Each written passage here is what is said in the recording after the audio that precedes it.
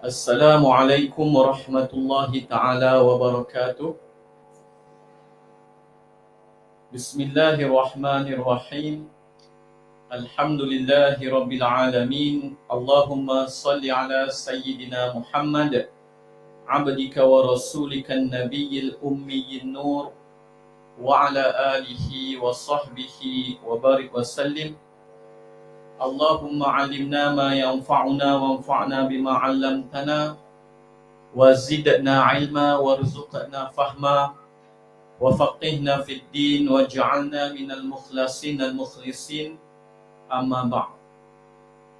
Jadi pertama sekali yang saya hormati Sahibus Samahah Datuk Yusof bin Haji Ahmad, Mufti Kerajaan Negeri Sembilan, Sahibul Fadilah Ustaz Amran bin Awaluddin, Timbalan Mufti Kerajaan Negeri Sembilan, Tuan Guru saya yang saya hormati Syekh Dr. Jahid bin Haji Siddiq Al-Khalidi, para pegawai Jabatan Mufti Negeri Sembilan, para panelis yang saya kasihi lagi hormati Dr. Hafiz Sarani, serta Dr. Syuhada yang telah mengundurkan diri kerana ada hajat. Juga kepada Al-Fadhil Ustaz Muhammad Afif bin Yahya, Pengerusi Akademi Warisan Nusantara, Tuan Haji Syah bin Abdullah, Pengerusi Masjid Datuk Kelana Petra, Ustaz Azamir alias Imam Masjid Tuanku Zainal Abidin, para tuan guru serta sekalian para asatizah. Jadi saya minta izin untuk berdiri bagi semangat sikit, sebab kita ni dah masuk waktu tengah hari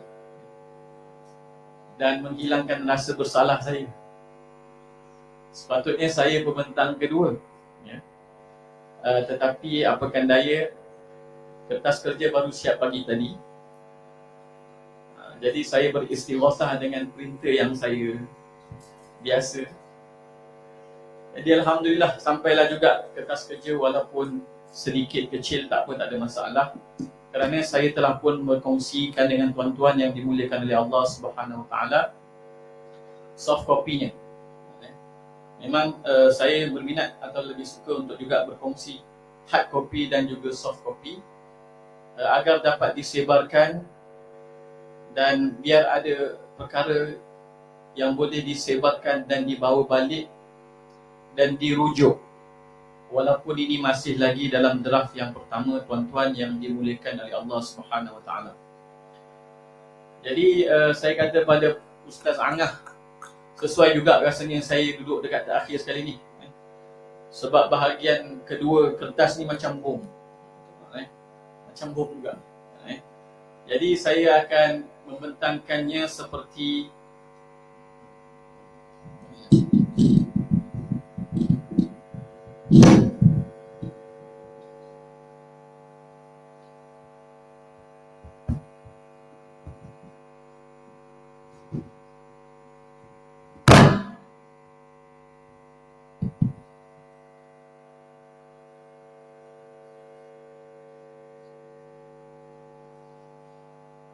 baik.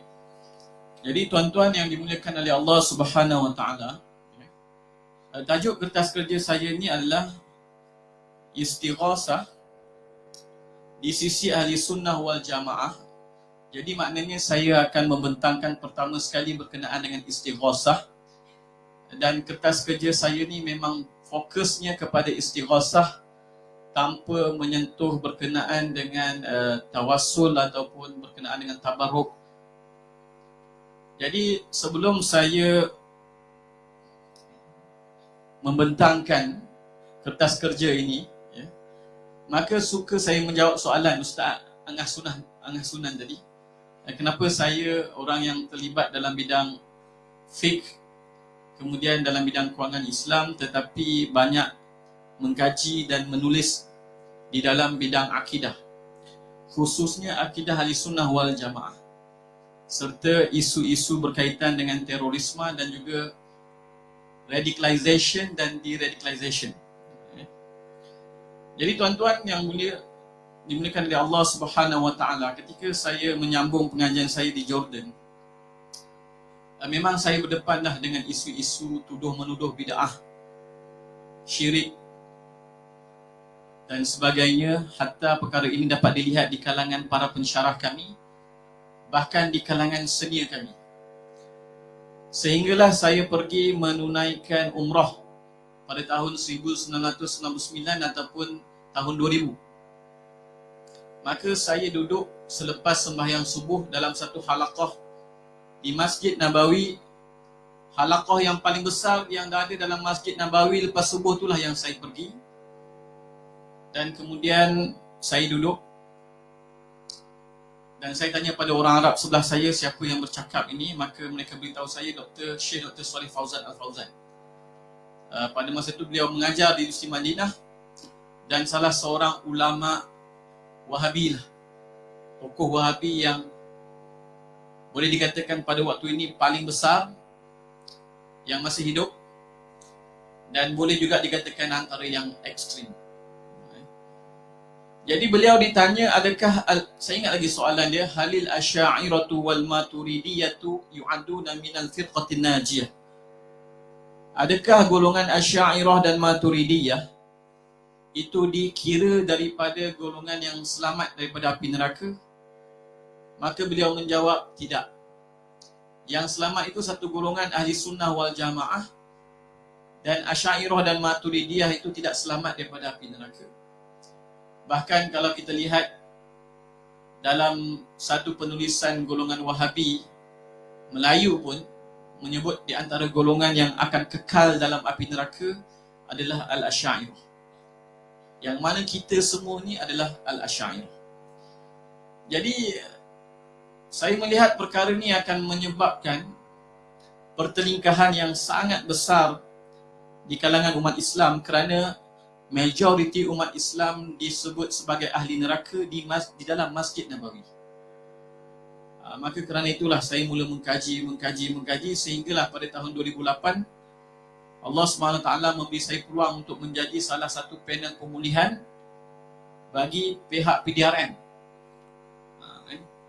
Jadi bila saya masuk ke Ibu Pejabat Bukit Aman, bertemu dengan golongan-golongan JI, Jamaah Islamiyah, maka bila saya berdepan dengan mereka dan berdebatlah kita kata dengan mereka, maka saya dapati memang isu-isu mereka ni adalah isu-isu Wahabi lah. Jadi Alhamdulillah saya dapat menjawab dan bermuamalah dengan baik, sehingga pada tahun 2012 saya dikurniakan anugerah Friends of the Police pada Hari Polis Kebangsaan di atas sumbangan inilah, diradikalisasi. Tapi pada waktu itu saya tak faham lah, itu rupa-rupanya dipanggil disiplin ilmu diradikalisasi, iaitu menyah radikal, golongan yang radikal. Dan hanya pada tahun 2017 maka pihak KDN baru mula melantik dengan lantikan secara rasmi, dan kami ini dinamakan sebagai panel diradikalisasi KDN. Kemudian pada tahun 2018 sebahagian daripada kami dilantik sebagai penilai bahan bukti bagi pendakwaan PDRM di bawah Akta Sosma dan Kota. Dan yang terbaru, saya terlibat dalam penyusunan dan penulisan NAPP-CVE, National Action Plan, untuk preventing dan countering violent extremism, yang telah pun siap sebenarnya dan tunggu masa untuk dilancarkan, insya-Allah pada tahun ini, insya-Allah. Jadi daripada tahun 1998 sehingga tahun ini 2022, hampir 24 tahun lah saya mengkaji isu ini, dan sedang bercadang untuk membuat PhD yang kedua dah jumpa dah bakal supervisor ya. Harap-harapnya Allah SWT mudahkanlah untuk membuat PhD dalam bidang diradikalisasi.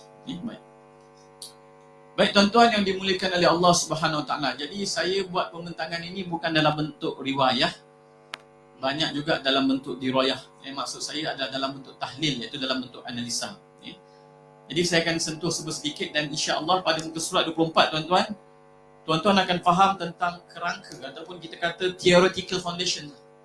Muka surat 24 tu dalam PDF-nya pun ataupun buku ni, di akhirnya tu saya cuba bentangkan dalam bentuk sedikit akademik lah. Dalam bentuk sedikit akademik, kita perlu faham apabila para ulama ahli sunnah wal jamaah membenarkan istighatsah, maka apakah hanya ada satu dalil? Tidak, tuan-tuan. Sebenar-benarnya ada ratusan dalil. Begitu juga contohnya dengan amalan tahlil. Amalan tahlil ni kalau kita lihat cara ulama menyusun amalan tahlil, bukan hanya satu dalil, bahkan ratusan dalil. Dia datang daripada tentang hadiah pahala, tentang zikir berjemaah, tentang pahala zikrullah, pahala bacaan Al-Quran. Kemudian adakah hadiah sampai ke pahala hadiah ibadah badan sampai kepada si mati, sedekah untuk si mati. Jadi kalau kita faham tentang prinsip-prinsip ilmu yang mendukung amalan tahlil itu, sebenarnya orang ataupun ulama yang menyusun amalan tahlil ni brilliant. Orang yang sangat bijak. Dan sebenarnya orang yang menguasai keseluruhan dalil-dalil syariat. Maka begitu juga dengan istighatsah. Istighatsah ni bukan hanya datang daripada satu dalil. Kalau hanya datang daripada satu dalil, itu terlalu mudah. Hakikatnya, kebenaran istighatsah ini adalah datang daripada kefahaman yang menyeluruh dan holistik bagi begitu banyak dalil syariah. Cuma yang dibentangkan pada pagi yang berbahagia ini hanyalah sebahagian kecil. Yang mana saya pun sebut di sini pertama sekali, 3 isu yang paling besar, tawassul, tabaruk dan istighatsah ini, perlulah dibahaskan daripada perspektif ahli sunnah wal jamaah, kerana ada pandangan-pandangan ekstrim yang saya kongsikan juga dalam kertas kerja ni, kita akan baca nanti, yang menyatakan istighatsah ini bukan syirik biasa, tapi syirik akbar. Syirik akbar, pengamalnya itu murtad, terkeluar daripada agama Islam. Maka bila kita faham adanya golongan ini dan adanya fatwa rasmi sebuah negara Islam yang mengeluarkan fatwa bahawa siapa yang mengamalkan istighatsah maka telah murtad, terkeluar daripada Islam, melakukan syirik akbar, maka tidak hairanlah perkara ini menyebabkan pertelingkahan, perbalahan. Dan hari ini dengan adanya media sosial, pertelingkahan itu mula zahir di media sosial. Dan oleh kerana media sosial ini medium yang terbuka, media yang terbuka, masing-masing boleh membawa naratif masing-masing dan tidak ada sistem saringan. Maka apa yang berlaku adalah hari ini kita tengok orang awam yang tak pernah belajar agama pun boleh menuduh kufur, syirik kepada para ulama. Ya, baik. Maka pandangan-pandangan seperti ini telah menimbulkan polemik dan fitnah yang berpanjangan di kalangan umat Islam sehingga munculnya fenomena takfir. Betul terang tuan-tuan, apabila saya bertemu dengan golongan-golongan yang ditahan bawah ISA, memang hatta menyanyikan lagu negaraku pun syirik. Bila kami duduk di hadapan mereka, polis tanya apa pandangan tuan kepada ustaz ini? Oh, halal darah. Panjang aku nak cerita pengalaman. Saya pun nak sediakan buku juga, pengalaman diradikalisasi. Baik. Maka tuan-tuan, walaupun dalil berkenaan dengan tawassul, istighatsah dan tabaruk ini sebenarnya saling berkaitan, macam saya katakan, bukan kerana ulama itu melihat satu dalil kemudian daripada satu dalil itulah dikeluarkan hukum. Bukan begitu. Ia adalah daripada keharmonian ataupun daripada istiqra', daripada isti'ab pelbagai dalil dan amalan-amalan para ulama. Maka daripada situ kefahaman ini dapat. Bukannya kerana semata-mata satu atau dua riwayat. Bukan. Ya, baik. Tetapi kertas kerja ini memfokuskan perbincangan isu istighatsah dan kedudukannya di sisi ahli sunnah wal jamaah serta salah faham golongan ekstrim terhadap konsep ini. Jadi, walaupun sebenar-benarnya dalil tawassul juga dalil istighatsah, Tetapi sebab tu sebahagian ulama, kalau kita tengok dalam kitab ini, sebahagian ulama menggunakan satu istilah tawasul yang merangkumi di bawahnya tabarruk, tasyaffuq, istishfa', istighatsah. Jadi istilah yang umum sebahagian ulama menggunakan ia tawasul, yang lain-lain itu cabang. Tapi sebahagian ulama membezakannya, dan saya di sini juga membezakan. Pertama saya katakan definisi istighatsah. Kalau kita tengok dalam kitab-kitab bahasa Arab, di sana ada yang dipanggil sebagai uslubun nida, gaya bahasa seruan, ataupun yang disebut sebagai uslubul istighatsah. Jadi istighatsah ini pada hakikatnya adalah daripada gaya bahasa Arab yang fasih, yang sebenar-benarnya tidak menjadi isu sejak zaman salafus salih sampailah munculnya Syekh Ibn Taymiyah rahimahullah. Kerana ia adalah satu kandungan yang asas dalam bahasa Arab, uslubul istighatsah.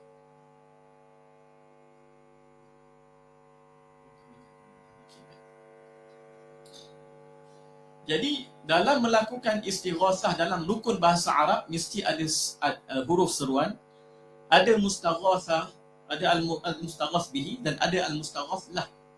Contohnya kalau orang Arab kata ya lat tabibi lil marid, wahai doktor, tolonglah pesakit ini. Dan semata-mata meminta tolong tak semestinya itu menunjukkan kita mengiktikadkan ketuhanan ataupun menyembah.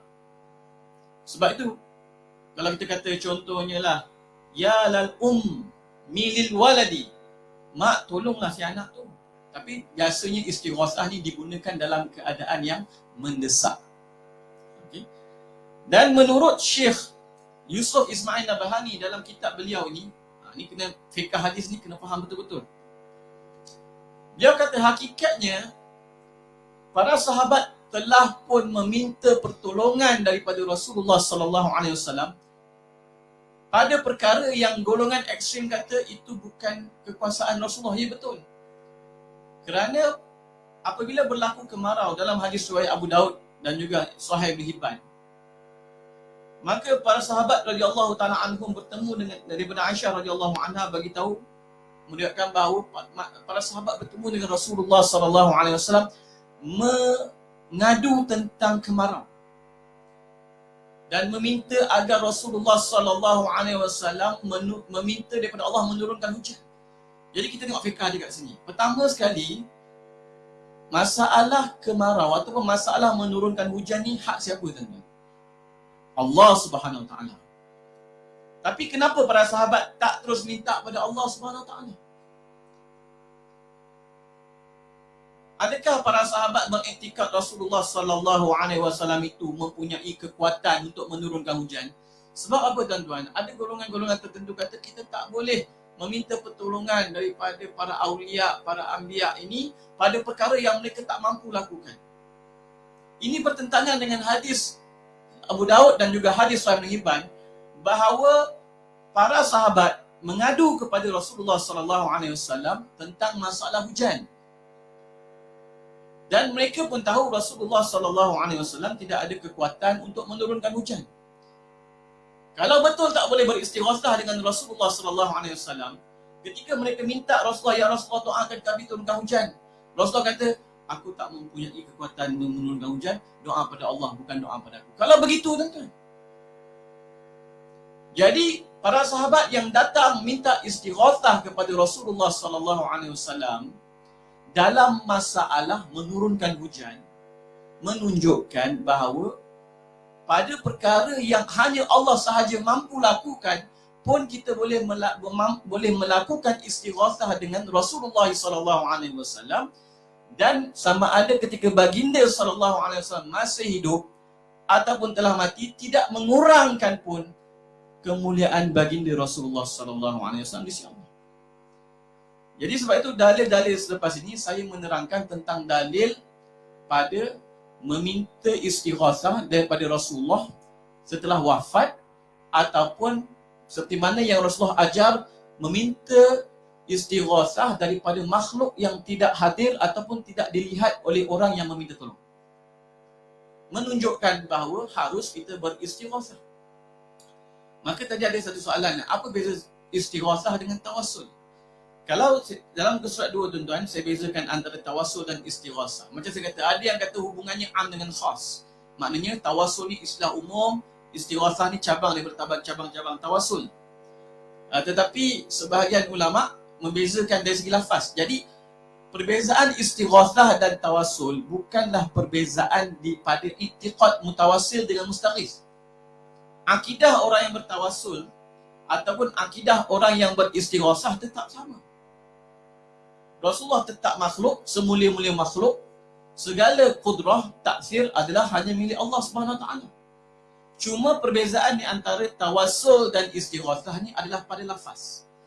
Kalau lafaz tawassul disebut kita meminta daripada Allah. Ya Allah, aku bertawassul kepadamu dengan nabimu. Inni atawajjahu wa atawassalu bika ila rabbika. An tuqda hajati.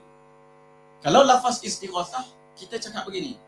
Kita macam menyeru Rasulullah, ya Rasulullah. Rasulullah dah wafat. Tapi kita menyeru ya Rasulullah. Ataupun ulama kata macam madad ya Husain, madad ya Husain. Orang yang pergi ziarah. Ataupun kita sebut nama Syekh, ya Syekh Ahmad Badawi.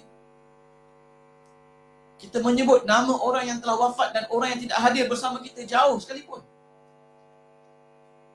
Bantulah kami, bantulah umat ini, kami berada dalam kesusahan. Ya, wahai Rasulullah, mohonlah hujan daripada Tuhanmu buat umatmu. Jadi kalau tawassul, kita kata, ya Allah, aku bertawassul kepadamu dengan nabimu, dengan Syekh Fulan, dengan Imam Fulan. Tapi kalau istighasah, kita kata pada dia, ya Syekh, ya Rasulullah. Maka di sana ada begitu banyak bukti. Cuma nak terangkan satu persatu, dia akan mengambil masa lah. Jadi hadis yang ayat yang pertama sekali datang kepada Rasulullah sallallahu alaihi wasallam ni untuk Rasulullah meminta keampunan, sebab para nabi adalah hidup di alam barzakh. Kita akan tengok nanti. Bila Allah SWT berfirman dalam surah An-Nisa 64, saya tak bacalah ayatnya supaya masa. Dan kami tidak mengutus seorang Rasul pun melainkan ia ditaati dengan izin Allah, dan kalaulah mereka ketika menganiaya diri mereka sendiri datang kepadamu, wahai Muhammad, lalu memohon ampun kepada Allah, dan Rasulullah SAW juga memohon ampun untuk mereka. Ada 3 perkara dekat sini, tuan. Ada 3 perkara. Tuan-tuan boleh tengok pada muka surat yang 3. Saya nukilkan daripada Imam Ibn Hajar Al-Haytami Al-Makki. Ayat ini mengajar para sahabat radhiyallahu anhum dan umat Islam untuk beristighfar melalui Rasulullah sallallahu alaihi wasallam. Kalau kita kata, adakah Rasulullah yang beri keampunan? Allah yang beri keampunan. Tetapi Al-Quran sendiri kata, kalaulah mereka ketika menzalimi diri mereka datang jumpa Rasulullah dan Rasulullah beristighfar untuk mereka. Bukan maknanya keampunan itu milik Rasulullah. Jadi tidak semestinya bila kita minta ampun, kita minta guru kita doakan keampunan untuk kita, adakah kita i'tikad ketuhanan? Tidak, tuan-tuan yang dimuliakan oleh Allah SWT. Jadi dekat sini ada 3 perkara dan ayat ini sebenarnya sangat signifikan. Pertama, kata Imam Ibn Hajar Al-Haytami, dalat ala hasil ummati ala al-maji'i ilaihi sallallahu alaihi wasallam. Ayat ini menunjukkan galakkan bagi umat Islam untuk datang maji. Dan kalau kita baca dalam perbahasan ziarah, ayat ini juga dalil disunatkan ziarah Rasulullah sallallahu alaihi wasallam walaupun Rasulullah telah wafat. Wal istighfar indahu, dan beristighfar di sisi Rasulullah. Jadi maknanya orang tu yang istighfar. Yang ketiga, wa istighfarihi lahum, istighfarnya Rasulullah kepada mereka. Dan kata imam kita, wa hadza la yanqati'u bi mautih. Dan tuntutan ini, 3 perkara itu untuk datang, beristighfar dan minta Rasulullah istighfarkan untuk kita, bukannya terputus setelah Rasulullah wafat. Wa dallat aidan ala ta'liqi wujdanihim Allah tawwabar rahima, wujdanihim Allah tawwabar rahima. Mafhum, ada 2 mafhum lebih ke sini. Dan ayat ni mengaitkan mereka nak mendapati Allah tu sebagai penerima taubat dan Maha Pengasih, bimaji'ihim wastighfarihim wastighfarir rasuli lahu. Dengan 3 perkara. Pertama, datang kepada Rasulullah, kemudian mereka beristighfar kepada Allah, dan Rasulullah beristighfar kepada mereka. Dengan itu mereka akan mendapati Allah itu Tawwabar Rahim. Dan ayat ini tidak terputus. Dan ada banyak lagi nukilan-nukilan yang lain, tuan-tuan yang dimuliakan oleh Allah. Dan lepas itu saya seperti mana yang disebut oleh Dr. Syuhada sebentar tadi, bahawa hakikatnya begitu juga ketika adik-beradik Nabi Yusuf AS nak bertaubat, minta ayahnya doakan. Bukan maknanya Nabi Ayub itu yang memberi keampunan. Dan kisah ini disebut dalam Al-Quran pastinya signifikan. Dan saya tak nak panjang sebab masa, tuan-tuan yang dimiliki oleh Allah SWT. Kemudian pada muka surat yang keempat, saya bawakan dalil ataupun istighasah para anbiya pada hari kebangkitan. Kita pun tahu nanti apabila berlakunya kiamat, tuan-tuan yang dimuliakan oleh Allah Subhanahu Wa Taala, hancurlah seluruh perkara kecuali 9 atau 10 perkara. Yang kekal hanyalah arash, lauh, kursi, qalam, syurga, neraka, jasad para nabi, jasad para bidadari, dan ajibul zanab, seperti mana dalam hadis sahih, benih manusia. Dan sebagai ulama kata roh. Maka ini yang kekal. Dan kemudian apabila dibangkitkan, dan untuk orang macam kita ni lah, dibangkitkan daripada sistem benih. Dan kalau para nabi macam bangun tidur, jasad mereka tak hancur. Macam kita bila berlaku kiamat, jasad akan hancur. Kemudian akan ditarkib semula dengan seumpama benih daripada ajibul zanab tu. Bangun-bangun dibiarkan 500 tahun dulu. 500 tahun. Alam kubur disebut sebagai 40 hari, 40,000 tahun. Satu hari akhirat, 1,000 tahun, 40 hari. Sekurang-kurangnya jarak antara 2 tiupan, kan dalam satu hadis, jarak di antara 2 tiupan kemusnahan alam dan kebangkitan manusia 40 hari. 40 hari akhirat. Satu hari akhirat 1,000 tahun dunia. Sebab tu ulama kata sekurang-kurang tempoh alam barzakh 40,000 tahun. Jadi itu 40 hari akhirat. Bangkit-bangkit sebelum bila dah dicipta tubuh badan manusia ini, telanjang umur 33 tahun, dibiarkan selama 500 tahun akhirat. Dalam kubur saja 40 hari. Sebelum hisab saja 500 tahun. Pada waktu ini yang disebut manusia dalam keadaan gelisah, peluh dah sampai kat telinga, ada yang sampai kat buku lari, menangis, berdarah dan sebagainya. Maka pada waktu ini, barulah mereka sedar tentang kedudukan para anbiya. Maka pada waktu inilah mereka nak mencari pertolongan dengan para nabi. Lalu mereka pun pergi jumpa Nabi Adam AS. Nabi Adam kata, tidak, hari ini hari kemurkaan Allah. Allah tak pernah muka seperti ini sebelum ini dan selepas ini. Ini hari kemurkaan Allah paling besar. Nafsi, aku ada perkara yang aku risaukan. Pergi pada Nabi Nuh. Nabi Nuh pun kata nafsi. Pergi kepada Nabi Ibrahim. Nabi Ibrahim pun kata yang sama. Pergi pada Nabi Musa kata yang sama. Pergi pada Nabi Isa pun kata yang sama. Panjang hadis ni, tuan-tuan. Kemudian bila sampai pada Rasulullah SAW, barulah Rasulullah kata ana laha. Dan panjang kisah dia kan. Jadi maknanya apa, tuan-tuan yang dimuliakan oleh Allah SWT? Seluruh para makhluk nanti akan beristighasah dengan Rasulullah SAW, dan sebab itulah para ulama kata wa huwa afdalul wasilah wa aqrabuhum. Itulah wasilah seluruh makhluk nanti. Para nabi pun akan berwasilah dengan Rasulullah, beristighasah dengan Rasulullah. Yang hadis yang disertakan di sini lafaz yang pendek sahaja, tuan-tuan yang dimuliakan Allah SWT. Kemudian Rasulullah mengajar dalam hadis masyhur juga yang disebut oleh pembentang kita Utsman bin Hunayf. Cuma saya nak sebut di sini, ulama kata hadis ini juga boleh menjadi dalil istighasah dan bukan semata-mata tawasul, kerana sebahagian riwayat datang dalam bentuk seruan. Iaitu Allahumma inni as'aluka wa atawajjahu ilaika bi nabiyyika nabiyikal amin Muhammad nabiy rahmah. Dan ada sebahagian riwayat yang saya sebut di situ, dalam riwayat Ibnu Majah, dalam riwayat Imam Ahmad bin Hanbal, dalam riwayat Al-Hakim, ada tambahan sebelum bertawasul dia kata ya Muhammad. Dan sebaik-baiknya kata para ulama beradablah dengan menyebut ya Rasulullah.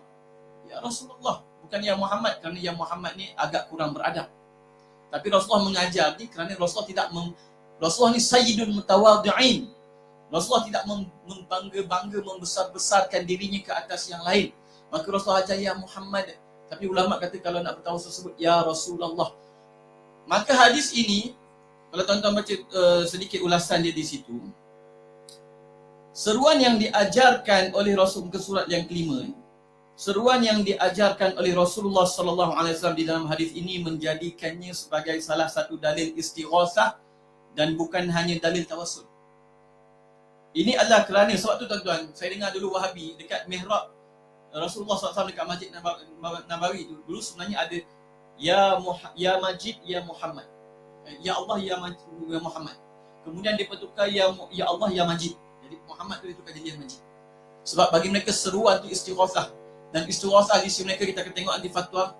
Saya minta izin sampai pukul 12 lah. Sebab 45 tak sempat ni. 45 baru nak panas je. Belum tak sampai lagi. Okey, tak apa. Ini.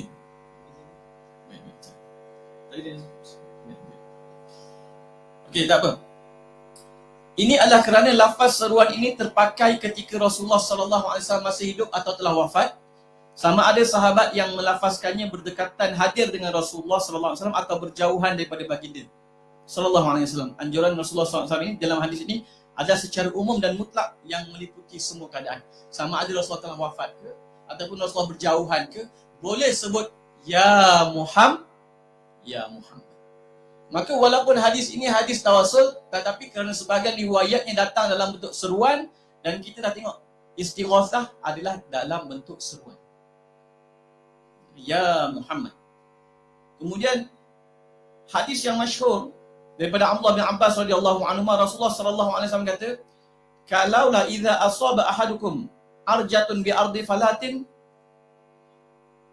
falyunadi a'inu ibadallah." Kalau kamu tertimpa kesukaran atau kesesatan di tengah-tengah padang pasir, ardi falatin atau tanah lapang, maka boleh kamu sebut a'inu ibadallah. Bantulah aku wahai para hamba Allah, kerana Rasulullah kata ada para malaikat selain daripada pencatat amalan yang ada di bumi ini yang ditugaskan oleh Allah Subhanahu wa taala. Jadi ulama kata hadis ni menunjukkan bahawa kita boleh meminta pertolongan walaupun kita tak nampak orang itu, orang tu ghaib. Jadi para anbiya walaupun mereka berada di alam barzakh ataupun di alam ghaib, begitu juga dengan hadis ini, kita para malaikat kita tak nampak tapi Rasulullah ajar boleh a'inu ya ibadallah. Takkanlah Rasulullah ajar perkara syirik, tuan-tuan yang dimuliakan Allah Subhanahu wa taala. Maka kata Imam Baihaqi dalam kitab Adab, hadza mauqufun ala Ibn Abbas. Hadis asal ni mauquf pada Ibn Abbas radhiyallahu anhu, musta'malun inda salihin min ahli ilmi. Minta maaf kalau saya tinggikan suara sebab kadang-kadang sound system ni kena tinggikan sikit. Atau lagi nak hilangkan mengantuk dan apa kita panggil, bagi semangat sikit lah, kurang ngantuk lah. Maaf tuan-tuan. Saya sebenarnya tak menjerit cakap ni kan. Tapi bila kita faham tentang sound system dan sebagainya, jadi kita kalau sound system tu very tajam kan, memang kita akan cakap perlahan lah. Tapi kalau sistem tu dia tak tajam, kena angkat sikit suara. Jadi jangan kata wah dia ni memang jenis memukit-mukit, bukan tuan-tuan. Sebenarnya sebab saya tengok keadaan sound system. Baik. Jadi kata Imam Al-Baihaqi, musta'malun indas salihin, muka surat 6. Jadi amalan menyeru para malaikat yang gaib ini, ini pun cerita panjang lah ni tentang rijalul ghaib pun cerita panjang juga. Tapi sebenarnya kaedah dia macam ni lah. Nama-nama rijalul ghaib ke ataupun aqtab ke ataupun sebagainya, ini sebenarnya adalah istilah yang digunakan oleh sebahagian ulama sufi seperti Imam Ibn Arabi untuk menyatakan maratibul awliya, martabat-martabat awliya. Macam kita kat universiti lah, kita ada Profesor VK7, ada grade A, ada grade C, ada grade B. Kita ada Muhammadiyah, ada yang lantikan, ada yang naik pangkat. Yang lantikan 53, yang lantikan baru 53, naik pangkat genap 54. Mensyarah pun sampai ke grade yang paling bawah. Dekat universiti boleh ada maratib, boleh ada martabat-martabat yang berbeza-beza. Profesor mengajar sejam dibayar tak sama dengan pensyarah biasa dibayar sejam. Jadi kalaulah di universiti pun ada maratibnya, maka di kalangan para awliya pun ada maratibnya. Perbahasannya bukan di sini tuan-tuan. Tapi maknanya kenapa mereka mengharuskan istighosah? Kerana karamah. Baik. Musta'malun inda salihin min ahli ilmi. Dan amalan ini digunakan oleh orang-orang soleh daripada kalangan para ulama li wujudi sidqihi indahum fi ma jarrabu. Kerana kebenaran perkara ini dalam pengalaman mereka. Jadi ini juga menunjukkan bahawa menyeru istighosah ini juga datang selain daripada dalil, juga datang daripada mujarrabat. datang daripada tajribah, daripada pengalaman para ulama. Dan di situ ada dalil yang lain yang saya tak bacakan di sini. Saya terus pergi pada muka surat yang ataupun saya terus pergi pada muka surat di mana asar Imam Ahmad bin Hanbal radhiyallahu anhu pada muka surat 12 kejap. Jadi Imam Ahmad bin Hanbal pada muka surat 12 pun saya dah nukilkan pada tuan-tuan. Apabila beliau melakukan haji dan tersesat jalan, maka beliau juga pernah menyeru, ya ibadallah, dulluni ala tariq. Dan ini diriwayatkan dengan sanad yang sahih daripada Imam Baihaqi sampai kepada anaknya Abdullah bin Ahmad. Maka ini adalah amalan Imam Ahmad bin Hanbal. Takkanlah Imam Ahmad bin Hanbal tidak faham apa itu syirik. Menyeru perkara yang tak nampak, orang yang tak nampak, makhluk yang tidak nampak. Adakah semata-mata dia syirik? Baik. Kemudian pada muka surat yang ketujuh kembali balik, minta maaf tuan-tuan. Maka para nabi al-anbiya'u ahya'un fi quburihim yusallun. Sebahagian ulama kata hakikat ini ataupun riwayat ini mutawatir. Sebab tu kita tengok ramai ulama yang mengarang tentang hayatul anbiya' fil qubur. Antaranya Imam Al-Baihaqi juga atau Khatib Baghdadi. Maksudnya Baihaqi 20 lebih dalil. Saya pun cuba terjemahkan juga juzuk hadis tersebut. Bahawa i'tiqad ahli sunnah wal jamaah, para nabi itu hidup di kubur mereka. Bahkan sangat luar biasa. Hidupnya itu hidup dengan jasad dan roh. Yang kita akan tengok nanti bahawa dalam kisah yang ke-8 tu Rasulullah kata tidak ada seorang pun yang memberi salam kepada aku melainkan roh akan dikembalikan kepada tubuh. Maknanya Rasulullah SAW beritahu pertama para nabi jasad tak hancur. Bahkan ulama kata bukan tak hancur semata-mata dalam kubur, tak hancur ketika hancur dan tujuhkan langit dan tujuhkan bumi. Maka beliau baginda SAW menjawab seperti mana jawab yang badan yang mempunyai roh tetapi di alam yang kita tak nampaklah, alam barzakh. Dan peristiwa Isra' dan Mi'raj, muka surat yang ke-7, merupakan sebesar-besar dalil hidupnya para nabi tak seperti hidupnya kita. Mereka 124,000 orang boleh bersembahyang. Kata Syekh Al-Jum'ah, sebenarnya tempat sembahyang dekat Masjid Al-Aqsa tu boleh muat 140,000. Jadi ijtihad Syekh Al-Jum'ah dia kata yang sembahyang bersama Rasulullah tu 124,000 para anbiya, tambah lagi 16,000 para malaikat muqarrabin. Jadi dia kata keistimewaan Masjid Al-Aqsa ni luar biasa, tempat solat 140,000 orang. 126,000 para nabi, tambah lagi 16,000 para malaikat. Jadi bahkan kalau kita belajar dalam hadis Isra' dan Mi'raj, Nabi Ibrahim pun dah bagi salam pada kita. Dan ketika kami belajar dengan Syekh Fahmi Zamzam, Syekh Fahmi Zamzam kata, jawablah salam daripada Nabi Ibrahim AS. Maknanya Nabi Ibrahim AS dah wafat meninggalkan kita beribu tahun, masih boleh beri salam lagi. Begitu juga dengan Nabi Musa AS. Allah SWT sebut, "Fala takum fi miryatin min liqa'ih." Wahai Nabi Muhammad, kamu jangan ragu-ragu. Walaqad ataina Musal kitaba fala takum fi miryatin min liqa'ih. Ini adalah ayat Al-Quran berkenaan berjumpa Nabi secara yaqadhah. Allah kata, "Fala takum fi miryatin min liqa'ih." Jangan kamu ragu-ragu wahai Muhammad, kamu telah bertemu ataupun akan bertemu dengan Nabi Musa AS. Dan pertemuan itu ketika Isra' Mi'raj, dan bukan sahaja bertemu, tapi Nabi Musa AS juga memberi manfaat kepada kita, tuan-tuan. Kalau tidak, kita kena sembahyang 50 kali sehari semalam. Jadi tengok ulama kata, Nabi Ibrahim AS yang telah wafat ribuan tahun kirim salam kepada umat Nabi Muhammad SAW. Nabi Musa AS yang telah wafat ribuan tahun boleh memberi manfaat kepada kita dengan mengurangkan jumlah solat, mencadangkan kurangnya jumlah solat. Maka hadis-hadis ini, hayatul anbiya fi quburihim, al-anbiya wa ahya fi quburihim, berkenaan hadis Isra' Mi'raj, berkenaan dengan Rasulullah kata roh aku dikembalikan, dan Rasulullah kata hayati khairul lakum dan sebagainya. Saya tak baca semualah, tuan-tuan, menunjukkan bahawa kehidupan para nabi adalah berbeza dengan kehidupan kita. Begitu juga dengan kehidupan para syuhada, dan begitu juga dengan kehidupan para aulia. Maka tuan-tuan, Di sana ada lagi yang saya nukilkan tentang asar Sayyidina Aisyah radhiyallahu anha, di mana asar Sayyidina Aisyah radhiyallahu anha ni juga telah disebut apabila orang datang mengadu kepada Rasulullah sallallahu alaihi wasallam, kepada beliau tentang kemarau, muka surat 9 ya. Maka beliau berkata, "Unzuru qabran nabi faj'alu minhu kuwan ila as-sama'i hatta la yakuna bainahu wa bainas sama'i saqfun." Mereka pun kata Sayyidina Aisyah radhiyallahu anha, lihatlah kubur Nabi dan buatkanlah baginya satu lubang yang terbuka ke langit. Maknanya beristighatsah dengan Rasulullah sallallahu alaihi wasallam ataupun bertawassul. Kemudian asal Sayyidina Abdullah bin Umar radhiyallahu anhuma dan Sayyidina Khalid bin Al-Walid, apabila mereka berada dalam kepayahan, mereka sebut ya Muhammadah, ya Muhammadah. Seruan. Walaupun Rasulullah mungkin tidak hadir di medan peperangan Al-Yamamah, maksudnya ialah jasadnya tidaklah ada di situ, kuburnya bukan ada di situ. Tapi kenapa Sayyidina Khalid Al-Walid menyeru ya Muhammadah, ya Muhammadah? Kita pun tahu kan, mula-mula Sayyidina Abu Bakar radhiyallahu anhu hantar tentera Syurahbil.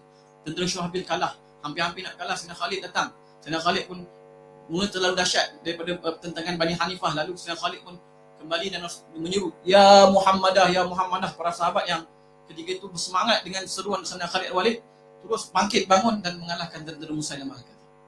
Itu belum cerita Khalid Al-Walid menggunakan rambut daripada ubun-ubun Rasulullah sallallahu alaihi wasallam, daripada yang ada di topi perangnya.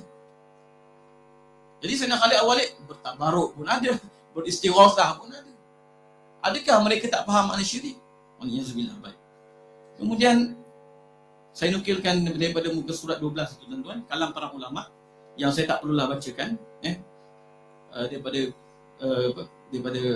Imam Taqiyuddin As-Subki. Ulama kata kalau ada mazhab kelima, mazhab As-Subki lah sepatutnya.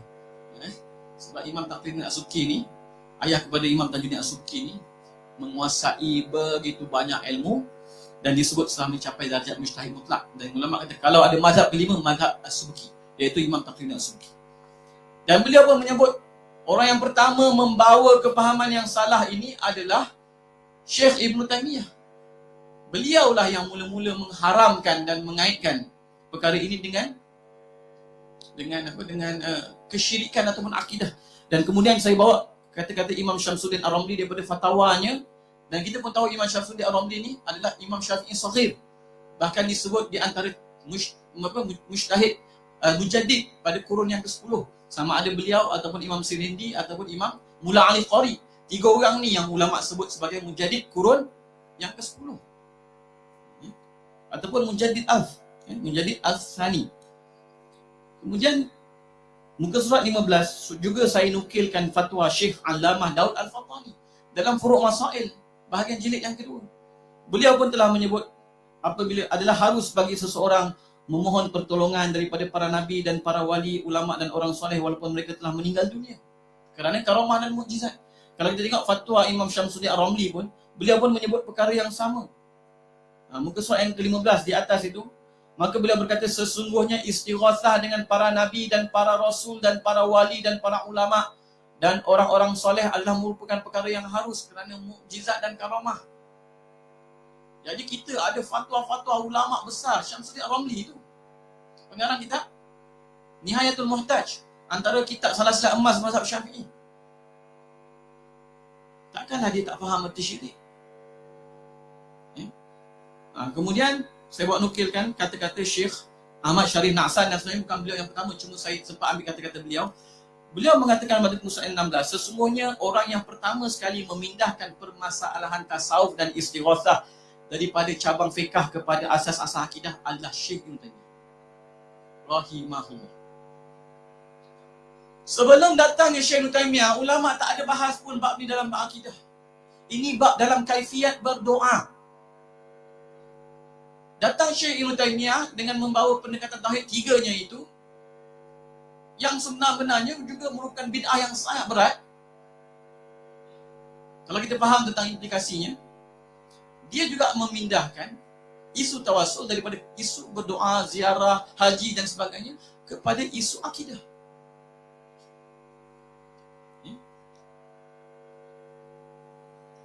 Kemudian bawa muka surat yang ke-17. Ini bom besar lah ni. besar ni wajib kena baca. Hilang ngantuk sikit. Jadi muka surat 17 bawah ni saya akan baca baik. Golongan ekstrim yang mengkafirkan majoriti umat Islam Ahli Sunnah wal Jamaah yang melakukan istighatsah sebenarnya tidak mempunyai dalil atau hujah atau alasan yang kukuh bagi tuduhan tersebut. Apatah lagi untuk menghalalkan darah dan harta mereka kerana isu ini. Hakikatnya tuan-tuan, isu ni isu fiqh. Isu khilafiah fiqh. Dan tak boleh menghalalkan ataupun menuduh syirik ataupun kafir kepada orang yang melakukan istighatsah. Salah faham yang ditimbulkan oleh Ibn Taymiyah pada kurun ke-8 Hijrah berkaitan konsep tauhid, syirik, bid'ah, tawasul, istighatsah dan tabaruk bahkan ziarah akhirnya telah dikembangkan dengan kefahaman dan cara yang lebih ekstrim dan radikal. Sekurang-kurangnya Ibn Taymiyah taklah angkat senjata terhadap umat Islam yang lain. Tapi golongan Wahabi datang dengan mengangkat senjata, dan saya boleh katakan mengikut kajian saya, Khawarij yang paling besar dalam sejarah umat Islam adalah Khawarij Wahabi. Bahkan saya baru ni, ada istilah baru untuk dia orang, takfiriyun syumuliyun dia punya. Golongan yang mentakfir syumul, semua kafir mereka. Boleh baca sejarah mereka tentu. Sehingga beliau mendakwa dan menuduh bahawa umat Islam pada zamannya telah melakukan syirik yang lebih besar daripada syirik yang dilakukan oleh golongan musyrikin Quraisy pada zaman Rasulullah. Tetap boleh baca kitab Kasyfus Syubhat. Beliau mendakwa amalan tawasul dan istighatsah ini sebagai perkara yang membatalkan tauhid uluhiyah menurut pembahagian tauhid kepada tiga serangkai di sisinya. Dakwaan ini boleh dilihat dalam buku karangannya Kasyfus Syubhat. Buka, download terbitan Saudi sendiri. Dia kata syirik yang ada pada zaman dia, musyrikin ada pada zaman dia ni adalah lebih musyrik, besar syirik dia berbanding dengan syirik kaum musyrikin zaman Rasulullah SAW. Dan kita pun tahu siapa yang disyirikkan tu, duduk kat Kepulauan Arab tu saja, tuan-tuan. Dengan dakwaan sedemikian, golongan Wahabi mula menyerang umat-umat Islam yang lain di sekitar mereka termasuk Mekah dan Madinah. Mekah, Madinah pun boleh jadi pusat syirik dalam mereka. Ni cerita lain tuan-tuan, kalau nak cerita tentang sejarah Wahabi ni perlu ada khusus yang lain lah. Pun panjang juga kan. Dengan dakwaan sedemikian, golongan Wahabi mula menyerang umat-umat Islam yang lain di sekitar mereka termasuk Mekah dan Madinah. Dengan dakwaan mereka telah jatuh kufur dan syirik serta darah dan harta benda mereka menjadi halal. Mereka menamakan golongan mereka sebagai muwahhidun dan menamakan umat Islam yang lain sebagai musyrikun atau kuburiyun. Bahkan kalau kita tengok, mereka menamakan golongan mereka muslimun. Kalau kita baca dalam tarikh Najm tu, dia kata golongan muslimin berperang dengan musyrikin. Muslimin berperang dengan musyrikin. Siapa muslimin tu? Depa. Musyrikin tu siapa? Umat Islam yang lain. Dalam kitab mereka sendiri. Hakikat ini ditulis sendiri dalam buku-buku sejarah mereka seperti Tarikh Najm oleh Ibn Ghandam. Ibn Ghandam ni anak murid kepada Muhammad bin Abdul Wahab. Dan dalam Inwan al-Majh fi Tarikh Najm oleh Uthman ibn Bishr, bukti sejarah berdarah golongan yang ekstrim dan radikal di akhir-akhir era khilafah Turki Osmaniyah ini menunjukkan bahawa salah faham dalam konsep ini boleh mewujudkan dalam konsep syirik, tauhid, tabligh, kafir, istihlal kerana isu bid'ah, tawasul, istighatsah telah mewujudkan umat Islam yang bersikap radikal dan teroris yang dapat dilihat kesannya sehingga hari ini. Saya memang terlibat dalam kajian terorisme, tuan-tuan. Dan saya sendiri mendiradikalisasi golongan JI, golongan-golongan ISIS dan sebagainya. Wahabi lah senang cakap, tak ada orang lain. Bukalah kajian-kajian antarabangsa, semuanya kata Wahabi, cuma ubatnya berbeza. Kajian Barat kata untuk mengubat ekstremisme di kalangan umat Islam, perlu memperkenalkan konsep moderation dan liberalism. Sebab tu orang Barat sangat membantu Muslim-Muslim yang dipanggil liberal Muslim, moderate Muslim. Tapi kita punya kajian, kita kata untuk memulihkan golongan radikal, kita perlu mengahli sunnahkan mereka.